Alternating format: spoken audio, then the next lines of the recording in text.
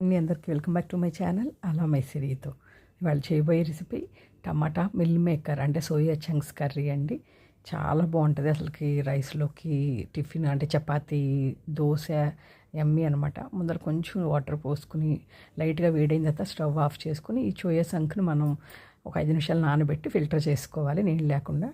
తర్వాత మనం ఒక 8 టమాటాలు తీసుకుంటున్నానండి. 4 టమాటాలేమో గ్రైండ్ చేసుకుంటున్నాను 2 పచ్చిమిరపకాయలతో పేస్ట్ ప్యూరీ, టమాటా ప్యూరీ.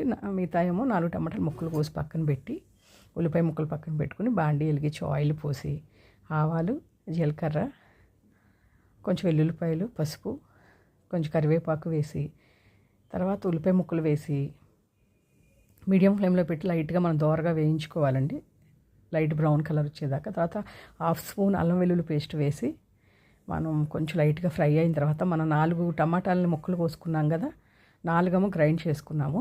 ఈ 4 టమాటాలని మగ్గబెట్టాలండి. మనం మీడియం ఫ్లేమ్లో పెడితే ఇలా ఆయిల్ బయటకు వస్తుంది చూసారా. ఇప్పుడు టమాటా ప్యూరీ గ్రైండ్ చేసుకున్న టమాటా ప్యూరీని వేయాలి. 4 టమాటాలు 2 పచ్చిమిరపకాయలు ప్యూరీ అనమాట అది వేసి లైట్గా మీడియం ఫ్లేమ్లో మనం బాగా పచ్చివాసన పోయేదాకా బాగా కుక్ చేయాలండి. అప్పుడు కొంచెం మన దగ్గరికి ఇలా వస్తుంది అనమాట.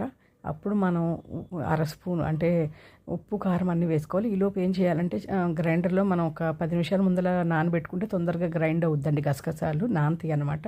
కొబ్బరి, గసగసాలండి. కొంచెం వాటర్ పోసి 2 స్పూన్స్ నానబెట్టుకోవాలి ఈలోపు.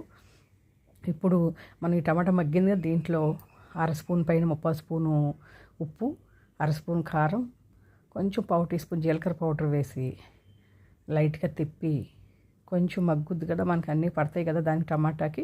అప్పుడు మనం ఈ మిల్ మేకర్ ఉంది కదా, నీళ్లు లేకుండా ఫిల్టర్ చేసుకున్నాం కదా, అది వేసి ఇది కూడా లైట్గా దీంట్లో వేగాలండి. ఈ టమాటా వీటిలో అయితే ఉప్పు, కారం అన్నీ పడుతుందన్నమాట. ఒక 5 నిమిషాలు అలా వేపి ఏదైతే మనం అప్పుడు ప్యూరీ చేసుకున్నాం కదా, గ్రైండ్ చేసుకున్నాం కదా కొబ్బరి, గసగసాలు, దాన్ని కూడా వేసి మనం పచ్చివాసన పోయేదాకా వేపాలండి.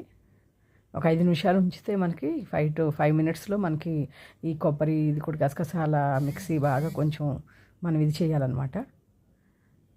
బాగా తిప్పి అప్పుడు మనం ఒక టీ గ్లాస్ వాటర్ ఉంటుంది కదా, అంటే ఎక్కువ వాటర్ పోసుకుంటే మనకి నీళ్ళుగా అయిపోద్దండి కూర.